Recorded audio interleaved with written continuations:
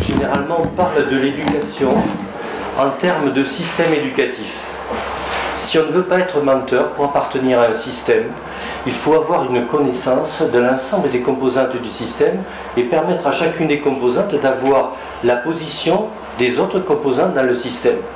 Si on est sur cette perspective-là, on peut dire qu'on est dans un système éducatif. Donc ce que je viens faire là, c'est vous montrer notre propre travail dans le cadre du pilotage de la discipline, de telle manière à ce que le travail que vous faites, vous, dans votre établissement et dans votre académie, puisse être coordonné, non pas dans un top-down, mais dans un bottom-up, qui est aussi favorable à l'évolution de l'éducation physique, mais en tout cas coordonné à un travail national. Et nous ne pouvons avancer que dans une logique de lien avec le niveau territorial. Donc, la première des choses que je voulais vous dire, c'était que j'avais à vous remercier. Parce que la réussite que l'on a en éducation physique, Joël l'a souligné tout à l'heure, vous allez voir, j'ai une diapositive qui le montre aussi, la réussite que nous avons, c'est la réussite de tous les enseignants. Il y a une diapo que je n'ai pas mise là parce que petit à petit ça faisait un diaporama un petit peu trop long, mais nous avons fait 2 enquêtes. La première en 86, c'était dans le cadre de réflexion des perspectives, c'était Alain Hébrard qui conduisait cette enquête. Et puis ensuite, en 2006, quand je dis nous, c'est le ministère de l'Éducation nationale qui a fait une enquête de la DEP, donc la division d'études de la prospective, sur l'éducation physique, sa place, sa fonction et ainsi de suite. Et il y avait une question qui a été posée en 85-86 et en 2005-2006, qui était posée aux élèves. La question était la suivante: si l'éducation physique n'était pas obligatoire, y viendriez-vous tout le temps, presque tout le temps, et ainsi de suite en régressant. En 1985 et 86, les élèves ont répondu à 82% qu'ils y viendraient tout le temps, ou presque tout le temps. Cette enquête et cette même question a été reposée 20 ans après, et les élèves ont répondu à 81%, on y viendrait tout le temps, ou presque tout le temps. Ce qui veut dire qu'à 1% près, le travail qui est fait au quotidien par les enseignants d'éducation physique donne aux élèves une envie de venir à l'éducation physique. La première des choses qu'a faire un doyen, c'est de dire que ce n'est pas moi qui donne les solutions, c'est vous qui les donnez, et c'est vous qui donnez l'envie de pratiquer, d'être présent et de travailler avec vous dans un établissement scolaire. Donc, il faut savoir dire merci, et quand je dis je remercie, c'est sincère. Voilà, 20 ans après, on a exactement le même volume d'élèves satisfaits. Ce qu'on appelle une enquête d'opinion. Ça a été fait par d'autres disciplines, elles ne publient pas les scores, si vous voyez ce que je veux dire. Donc je ne vais pas donner les disciplines et les scores, mais sachez que nous sommes les mieux placés. Donc il fallait honorer votre travail, ceci est fait. Le deuxième point, c'est que je vous présente les éléments de l'intervention. Donc au-delà des remerciements sur le travail qui est fait au quotidien, il y a un remerciement sur les productions de l'académie. Parce que l'académie a une histoire du travail et du travail collaboratif autour de certains axes. Donc certains, la santé, sont connus nationalement, mais pas que celui-là. Il me semble que la première des choses, c'est de dire que le travail que vous faites, il ne s'arrête pas aux frontières de votre établissement, aux frontières de l'académie. Il diffuse, parce que vos inspecteurs diffusent les informations, à la fois l'inspection générale, mais dans des réseaux professionnels que sont les nôtres, corps d'inspection. Donc petit à petit, il faut savoir que vous n'êtes plus l'enseignant de l'établissement qui conduit quelque chose, mais c'est l'enseignant de l'établissement qui, au sein de l'académie, qui, au sein d'un collectif national, est en train d'impulser quelque chose. Quand je vous ai dit que vous étiez des acteurs, c'est pas pour vous, c'est pas de la flottante. C'est qu'aujourd'hui, on ne sait pas qui est au courant de ce qui se passe en un point du territoire. Ça va très vite avec les réseaux tels que l'on a entre les mains en ce moment. Ça va extrêmement vite. Donc, sachez que quand je dis que vous êtes des acteurs, vous êtes vraiment des acteurs. Deuxièmement, on va essayer de situer l'évolution de la discipline, et les avancées en particulier. Il me semble qu'il est important que vous sachiez où on va et pourquoi on y va. Si vous n'êtes pas au courant de pourquoi on avance dans un sens et comment on avance, vous ne pouvez pas situer le fondement de vos propres travaux. Vous allez trouver une partie des fondements intramuros, avec votre position idéologique, épistémologique sur le rapport de l'être au savoir, mais vous ne pouvez pas savoir si c'est une position qui est individuelle ou c'est une position qui est dans l'air du temps, et une position commune et partagée. Il me semble que se situer comme acteur, c'est aussi savoir si on est dans le scénario général ou si on est à côté du scénario général. Et on va essayer de regarder ces avancées. Troisième élément, c'est que je voulais faire un plaidoyer pour articuler les efforts que nous avons à faire entre développement local et développement national. Et quatrièmement, on va essayer de regarder comment l'EPS est prête à s'inscrire dans la refondation de l'école. Non pas que je sois ici en mission pour dire ce qu'il y a à faire, mais pour dire que dans le cadre des arrêtés de la République, même des décrets de la République, et même des lois de la République, il y a à savoir comment on est déjà positionné et comment on peut se positionner aussi de manière encore plus précise. Alors nous allons commencer par la première des diapositives qui est cet état des lieux. Il me semble qu'on va voir qu'on a 3 points majeurs de référence. Si on va voir un état des lieux de la discipline, on va le faire de manière extrêmement précise, petit à petit. Et il faut savoir qu'on a une vision qui est une vision, est-ce qu'on a été efficient, c'est-à-dire le rapport entre l'investissement à la fois humain et le capital financier qui est derrière, parce que ça fait des volumes d'air conséquents, et ce que l'on obtient chez les élèves a montré les effets. Donc on n'avait pas de thermomètre pour montrer que nous devions attester aux représentants de la République de l'utilité de notre propre discipline. Il fallait bâtir ce thermomètre. Bâtir un thermomètre, c'est-à-dire se doter d'un outil national qui devient une référence, non pas l'alpha et l'oméga de ce qu'il y a à faire, mais l'outil qui permet de savoir ce que l'on a fait. C'est-à-dire laisser une trace, est-ce qu'on a laissé des traces, et est-ce qu'on peut comparer les traces à tout point du territoire. Donc il fallait ce référentiel national après 4 ans, après 6 ans pour des formations courtes de lycée professionnel, ou après 7 ans. Deuxième point, c'est qu'il fallait que l'on ait un équilibre entre des programmes nationaux et une dimension locale. Il est impensable aujourd'hui, quand on suit tout ce qui est la recherche dans l'enseignement, de ne pas penser qu'il faut avoir, dans une notion de contexte, une part donnée à la dimension nationale, mais aussi à la dimension locale.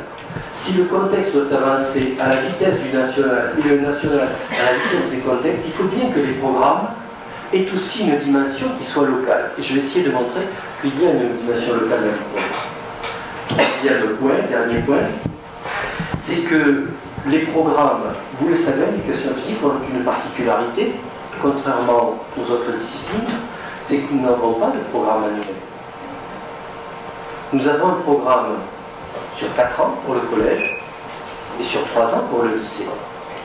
Mais le curriculum de formation, c'est-à-dire ce que l'on donne à l'élève à savoir, pour qu'in fine il sache, c'est-à-dire ce que vous bâtissez, vous, dans ce que l'on appelle depuis 1983 le projet pédagogique EPS.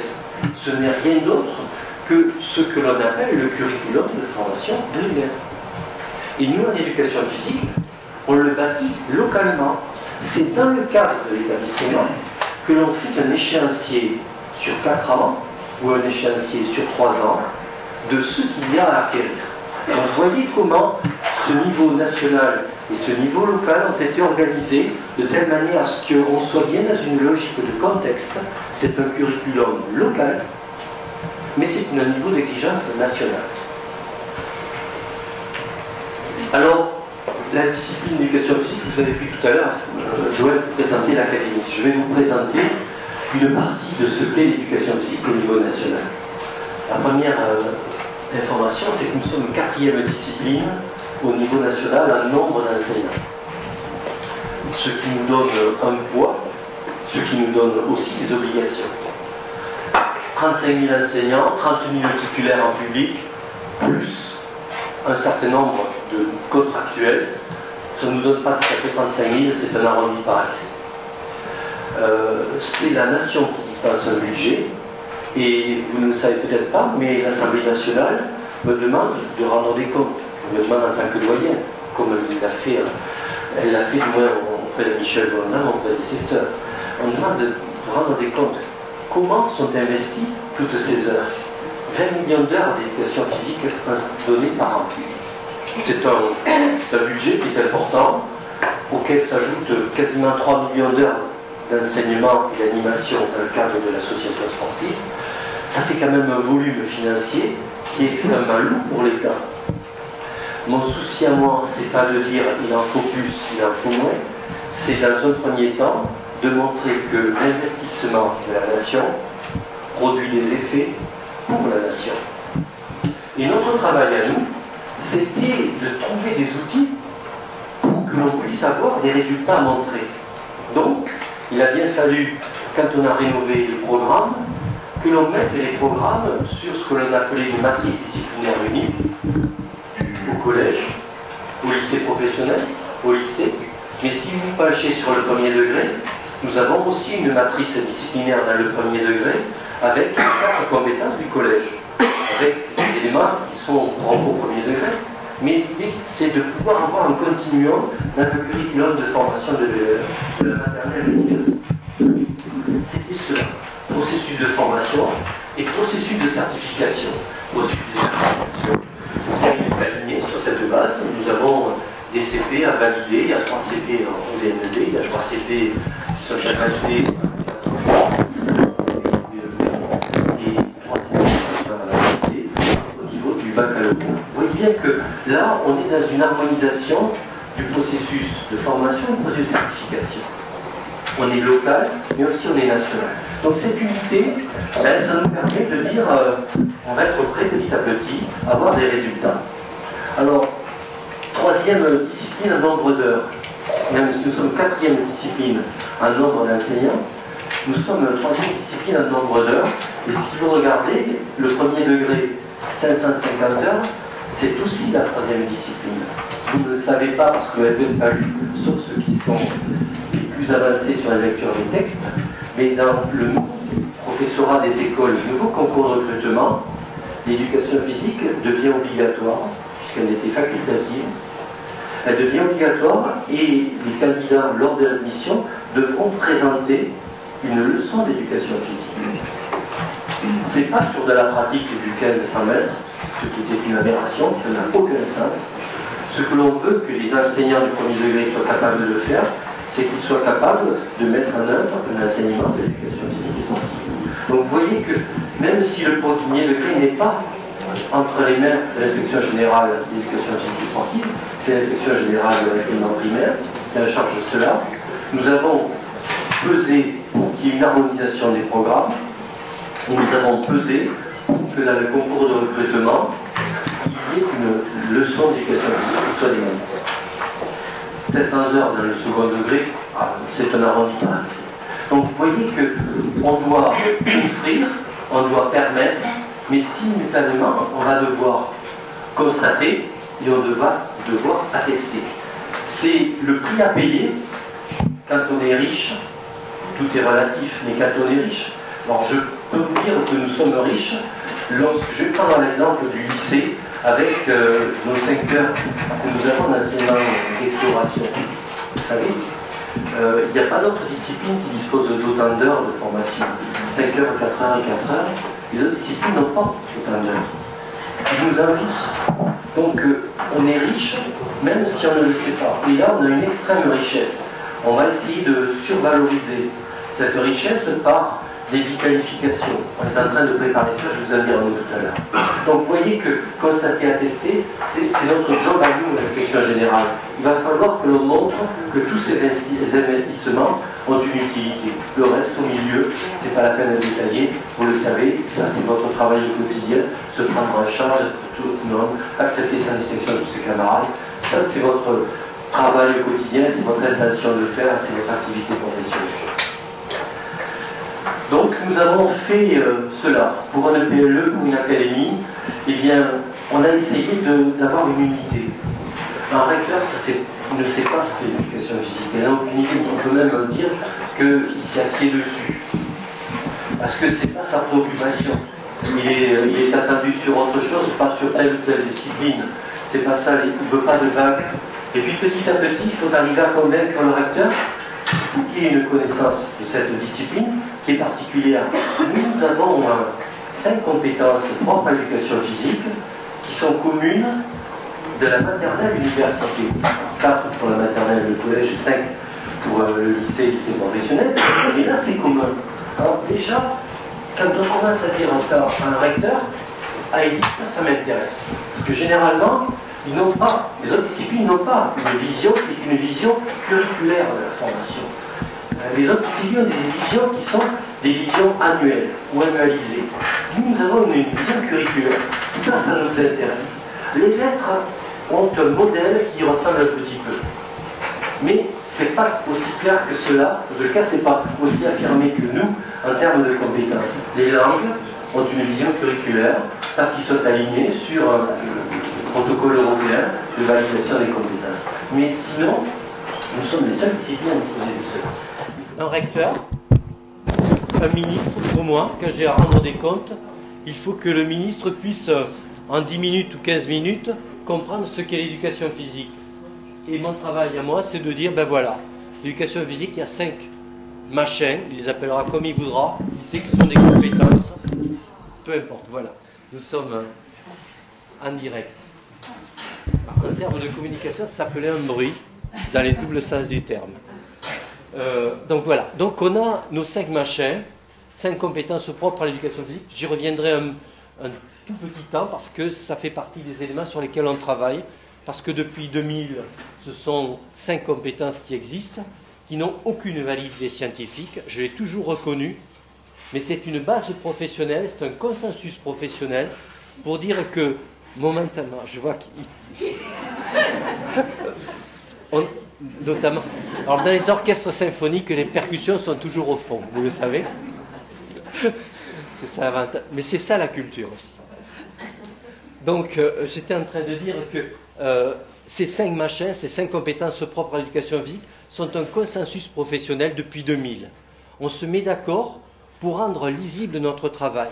Lisible en intra-établissement et lisible en extra-établissement ou extra-ministériellement.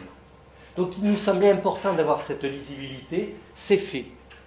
On a ça, tout le monde le reconnaît. Alors certains râlent un peu, je pense à des représentants syndicaux, mais ça fait partie du jeu, on peut comprendre les choses. L'essentiel, c'est de savoir pourquoi nous faisons les choses. Nous avons toujours dit, il n'y a pas de validité scientifique dans cette classification. Elle est a priori, et on la garde comme cela. Par contre, mon travail à moi, c'est de provoquer du travail de réflexion pour savoir comment on va écrire les programmes.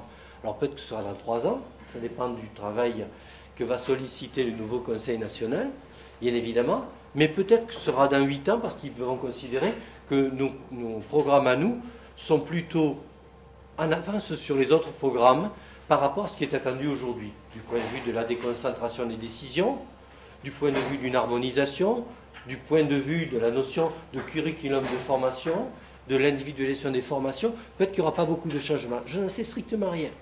Ça, c'est un rapport entre les ministres, le Conseil national des programmes, la représentation de la profession, et puis les conventions que l'on va pouvoir avoir entre l'ensemble des partenaires. Donc, étape 1, c'est fait.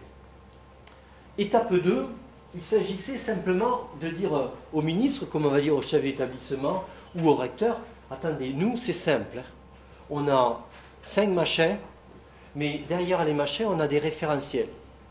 Il faut que vous sachiez qu'en tout point du territoire, à la fin du collège, on atteint du niveau 2, on atteint du niveau 3 dans les cycles courts du lycée, du niveau 4 et du niveau 5 si on est dans les options. Voilà. On a non seulement une harmonisation sur le curriculum de formation, mais on a un référentiel attendu de compétences qui est national. Notre thermomètre, c'est ça, ou du moins la visibilité externe du thermomètre. Le reste, c'est l'ensemble, le décilage des degrés, bien évidemment, c'est avec nos propres référentiels.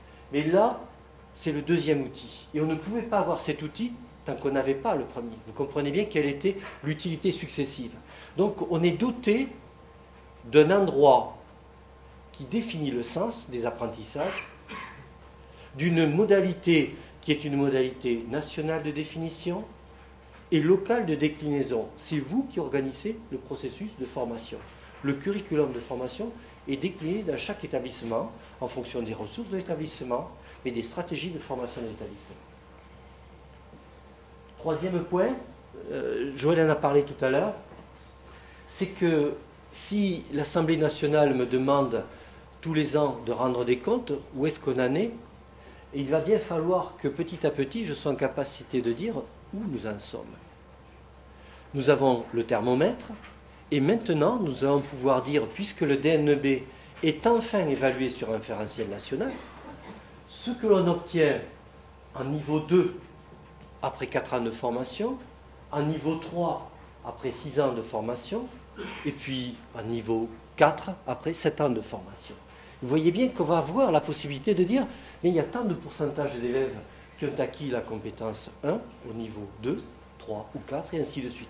Vous voyez bien que la profession dispose maintenant non seulement d'un volume d'accompagnement professionnel, bonjour, d'un accompagnement professionnel qui est harmonisé, des outils pour en rendre compte, mais on va pouvoir témoigner de votre travail au-delà de l'opinion des élèves, de l'opinion de chefs d'établissement qui sont capables de dire, dans la deuxième enquête faite en 2007-2008, toute l'utilité du corps des enseignants d'éducation physique pour dynamiser le travail d'établissement. Ça, on a des données. L'ADEP nous a donné en 2007-2008 une autre enquête là-dessus.